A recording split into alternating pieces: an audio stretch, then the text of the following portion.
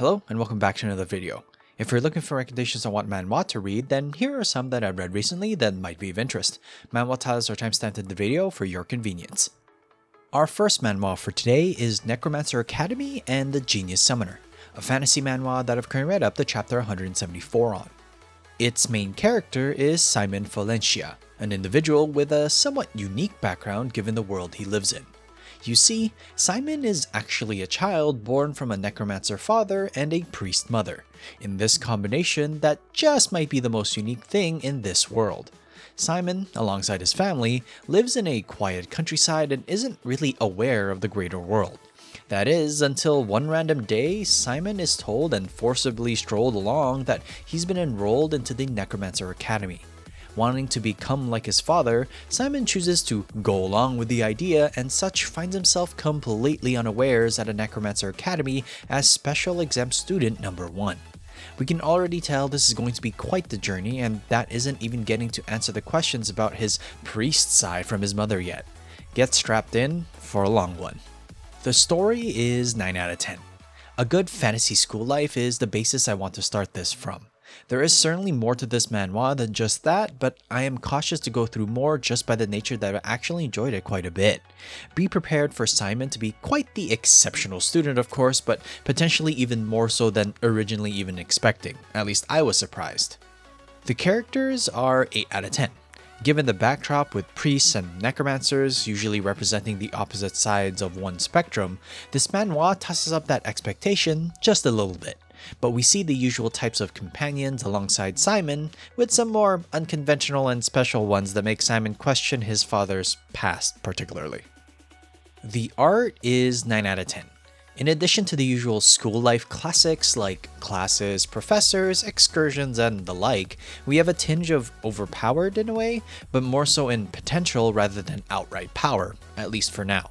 Simon clearly has immense potential inside of him, and it's clearly something that has not been tapped into due to the societal norms of his world. Readers who are more familiar with this type of genre can probably see where this goes. So if you're a fan of talented students in a fantasy setting similar to becoming a magic school mage, or enjoy the mix of two powerful fantasy powers like the perfect hybrid, then Necromancer Academy and the Genius Summoner would be a definite recommend for me. This next manhwa to take a look at is Admission is a Waste of Time, a fantasy manhwa that I've currently read up to chapter 48 on. The protagonist is Manhwa, a naturally gifted individual specifically in the field of languages. He grew up with a loving family and eccentric grandfather that always talked about their family history being heavily related to the Tower of Babel. For those unaware, Tower of Babel is a biblical story about a tower being built to reach God and the heavens, as a way to talk about the origin of languages and dispersion of people. As at least an initial hook, this captivated me instantly, as it did Yuan. Years later, as an adolescent, Yuan finds himself in another dimension where the tower, or aka Tower of Babel, actually exists, to which he is then enrolled into the school which prepares individuals to climb it, with the goal to reach the top to grant a wish. What will be in store for Yuan, as he clearly has an ability that is special and allows him to understand the full concept of things. The story is 8 out of 10. Multi-dimensional Tower of Babel is definitely not something that was in my purview while looking for manhwa titles. So far, at least with 48 chapters read, it's continued to capture my attention but shifted it towards those that stand with Yuan. At least for now, we will discover the tower's secrets alongside them. The characters are also 8 out of 10. Manhwa and his fellow comrades from the lower dimensions are an interesting bunch for sure. The fact that one of them seems to be quite the powerful individual, whilst the other two have their own particular circumstances, and Yuan being his own special case, is a good group dynamic to riff off of. Hope they are able to stay mostly in good relations with each other. The art is 9 out of 10. The way for Yuan to grow in strength is uniquely shown. The concepts hidden within everything can be grasped, absorbed, given, and just overall manipulated with his particular set of skills, which is such an interesting way to showcase the growth of a main character. Like other systems, if you would, Yuan's growth will hinge on being able to fully utilize this particular talent of his. So if you enjoy fantasy manhwas that have the main character's ability be about the concept of things and understanding them makes him stronger, or just enjoy the school life manhwas like the previously talked about Necromancer Academy and the Genius Summoner, then admission is a waste of time would be worth considering. Emperor of Steel is the name of our next manhwa to take a look at. It's a reincarnation manhwa that I've currently read up to chapter 47 on. Seimin is the name of its main character, or at least initially. You see, Seimin was a magician of the Veritas Magic Tower that lived with his lover, Katarina. He was looked down upon by others of the tower, which resulted in Katarina losing her life. Pain-stricken and completely overwhelmed with feelings of revenge, Seimin uses dark magic and becomes the Demon King to try and create a world of equals. Of course, what ends up happening is a subjugation force was created to take him down, and the supposed hero Lacan is the one that ends up eliminating him.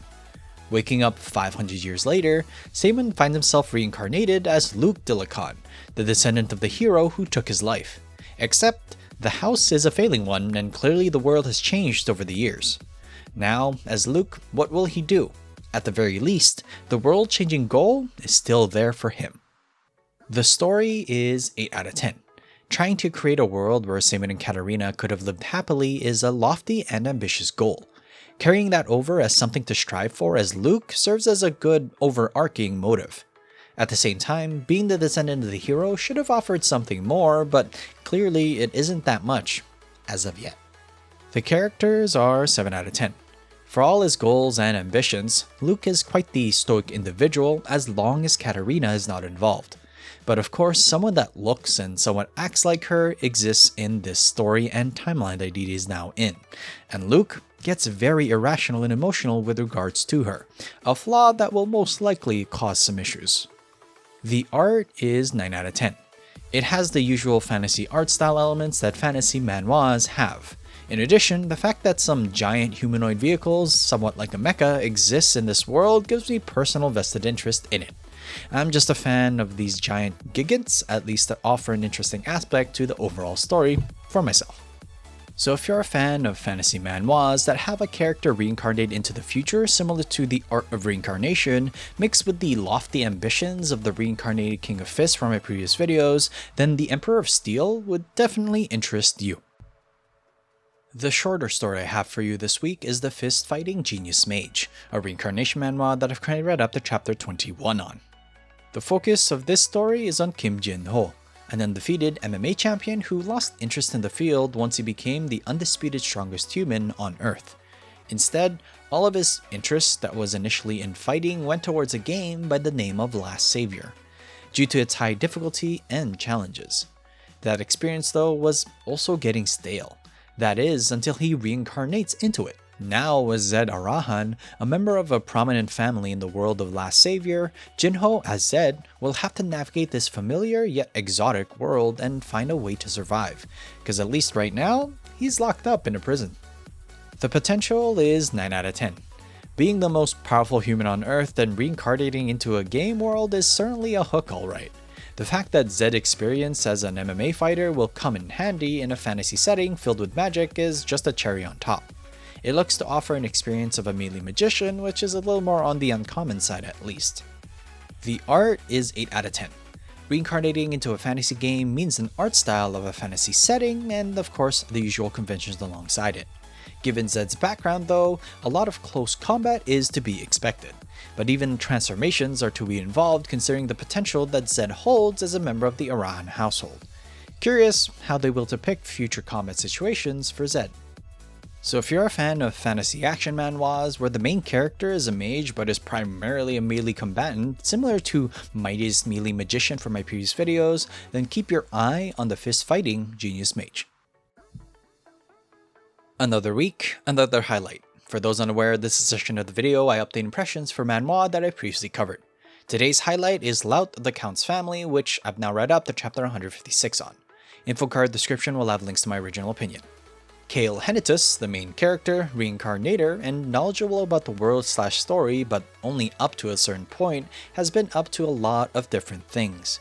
Considering that the season ended shortly after I recommended it but has since restarted with its 4th season, it's actually been over a year since I last talked about this manhwa.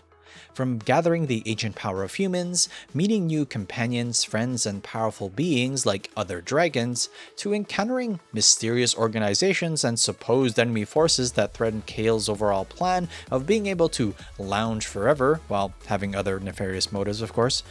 Will Kale ever actually able to achieve his dream, or will he just keep having to prepare and gather enough strength and influence for his companions to keep the whole world safe? My previous scores for this manhwa were 9 out of 10 for all categories. The story stays the same as the overall pacing, storytelling is still very much the same. It has neither picked up the pace nor slowed down even more. Honestly, if it was any slower, even I might drop it, but for a slow burn story-focused manhwa, it definitely is a hit. The art also stays the same at 9 out of 10, as the little alternate drawings that get sprinkled here and there as Kale faces various situations that often cause him to be misunderstood are just so entertaining when done in that alternate form. Otherwise, the regular art is perfect for conveying the expressions of the whole cast. The characters, though, in my eyes, go up to a 10 out of 10. As even with the last 30 chapters we've seen, more characters, development for existing ones, and you just can't help but be attached to Kale's powerful ragtag crew. Each of them has their own strengths, weaknesses, and motives for staying at Kale's side, even though all of them are quite usually more powerful than him. Lout of the Count's Family continues to be one of my favorite manhwas to continue reading as long as it continues its story. It's just one of the few rare slow burn manhwas that actually has interesting characters and a plot that keeps me invested in it. It's a definite recommend to anyone who enjoys slow burn stories in a fantasy setting with an entertaining MC and surrounding cast. Would you agree, or would you not? Comment down below your thoughts on Lout of the Count's Family. Thanks so much for watching. Please like and subscribe if you enjoy the content. Write down in the comment section down below what manhwa you've been reading and I might just take a look. Till next time though, have a good read.